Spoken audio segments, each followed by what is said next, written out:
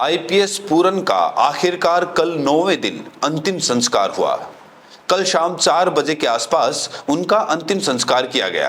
परिवार के लोग थे, बहुत ज्यादा कोई भीड़ नहीं बुलाई गई थी और कल ही पोस्टमार्टम हुआ और उसके बाद में अंतिम संस्कार हुआ। लेकिन सवाल यह है कि 24 घंटे पहले जो कुछ माहौल था या जिस तरीके से आईपीएस पूरन को लेकर जिस तरीके से लोगों की सहानुभूति थी, क्या वो बदल गई है? कल खुद मुख्यमंत्री नायब सिंह सैनी, भाजपा के मुख्यमंत्री, वो पहुंचे उस एएसआई के घर पर जिस एएसआई ने कल अपनी जान दे दी थी। उस एएसआई के घर पर मुख्यमंत्री खुद पहुंचे। मुख्यमंत्री 7 तारीख को इनका निधन हुआ था और उसके 2 दिन के बाद में इनके घर पर पहुंचे थे, लेकिन एएसआई के घर पर अगले ही दिन पहुंच गए, 24 घंटे में ही पहुंच गए। मैं ये नहीं कह रहा कि यहाँ पर ये हुआ होगा वो हुआ होगा, लेकिन सवाल ये है कि मुख्यमंत्री क्या वो काम कर पाएंगे जो काम जरूरी है, न्याय का काम, सरकार का काम। जरा एक बार तस्वीरें देखिए। आईपीएस पूरन का अंतिम संस्कार हुआ है चंडीगढ़ में। परिवार के लोग थे, उनके साथी थे, उनके जानकार थे, रिलेटिव थे, वो थे। बहुत बड़ी संख्या में, कोई बहुत भारी जन सैलाब यहाँ पे नहीं दिखा, लेकिन फिर भी काफी लोग यहाँ पर मौजूद थे। और आज जिस तरीके से उनकी पत्नी भावुक नजर आई, 9वां दिन हो गया।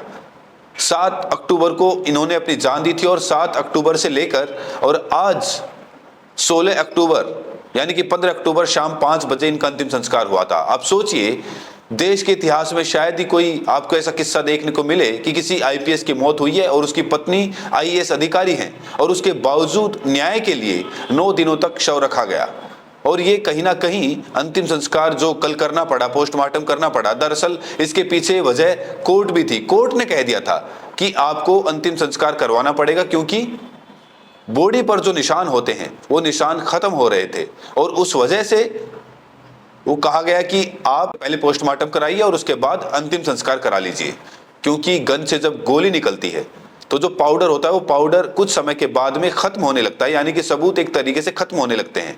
यानी परिवार पर पहले से ही काफी सारे लांछन लग रहे हैं। एएसआई संदीप लाठर ने बहुत कुछ कह दिया। हालांकि उसकी मौत को लेकर, संदीप लाठर की मौत को लेकर बहुत सारे सवाल हैं, लेकिन उससे पहले एक बार तस्वीरें देखिए।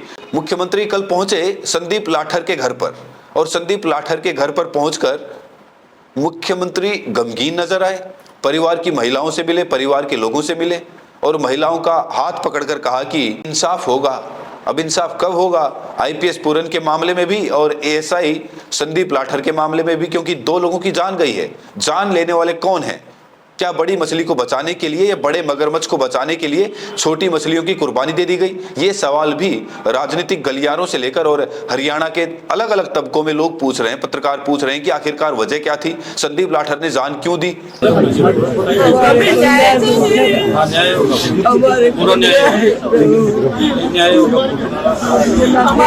मुख्यमंत्री ने संदीप लाठर के घर पर पहुंचकर न केवल परिवार के साथ में खड़े होने का काम किया, बल्कि परिवार से वादा भी किया कि इंसाफ होगा।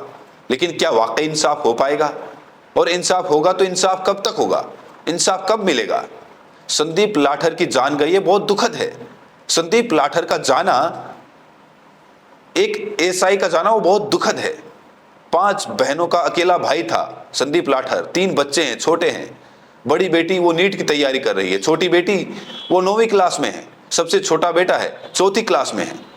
एक आदमी, कोई ऐसे ही आदमी नहीं बनता है, उसका परिवार खून पसीना लगाता है, तब वो एक इंसान इस लेवल पर पहुंच पाता है।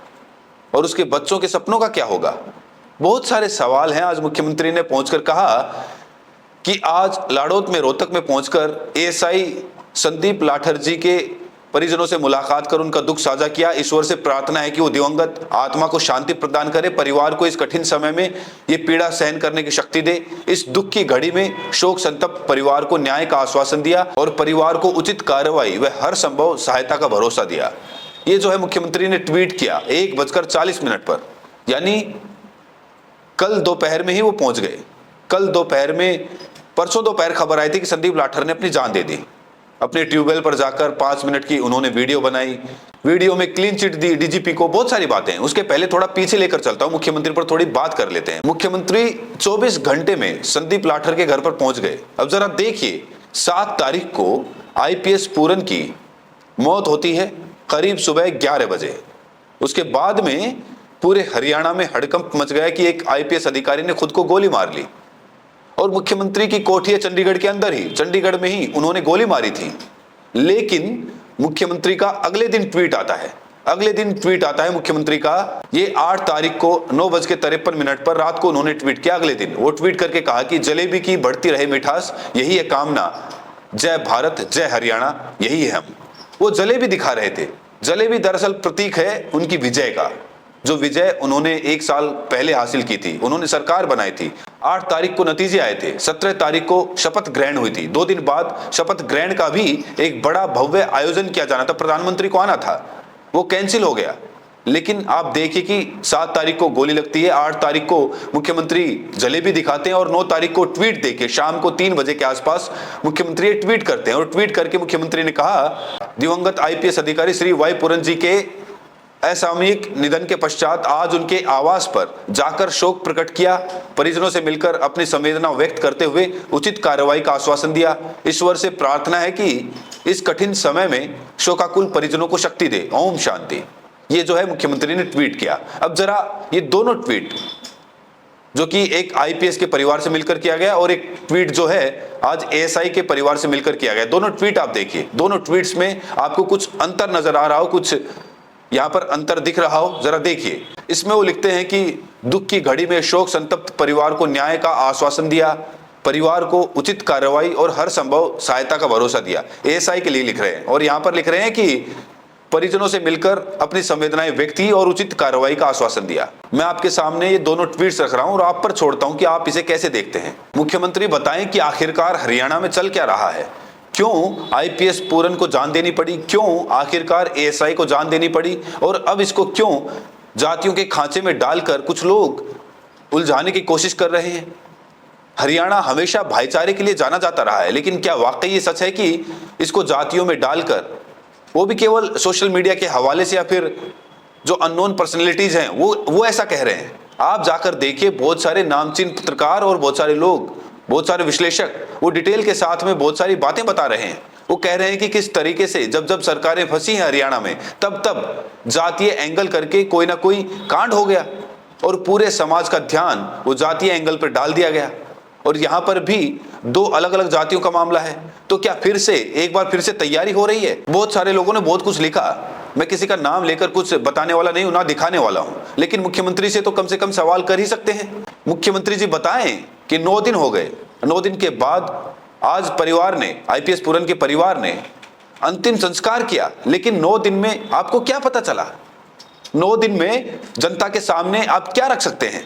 आपने एसपी को हटाया, आपने डीजीपी को हटाया, आपने 2 बड़े काम किए, एक एसआईटी बनाई, तीसरा काम आप ये कह लीजिए।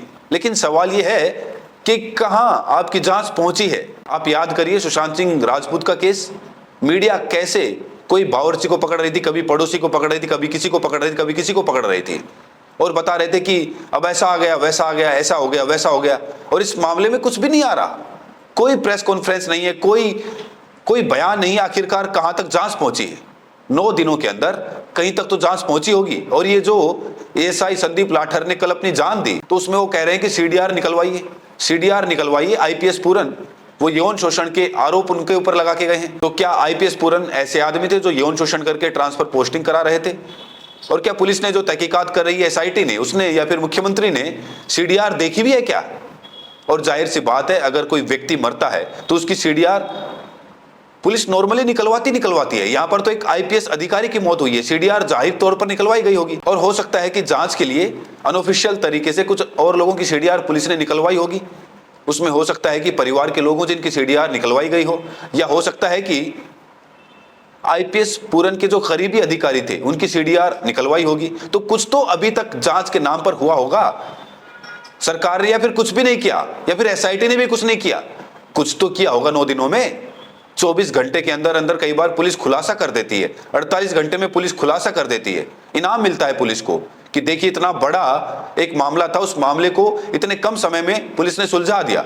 लेकिन यहां पर एक आईपीएस की मौत के बावजूद लगातार बयानबाजी हो रही है, लेकिन परिणाम के तौर पर कुछ भी बात, कुछ भी सच और न्याय उस परिवार को मिल नहीं पा रहा है। बाकी आप क्या सोचते हैं इस पूरे मामले के बारे में, प्रतिक्रिया जरूर दें और साथ में ये भी बताएं कि ये वीडियो आप देश के किस कोने से देख रहे हैं। बहुत बहुत शुक्रिया।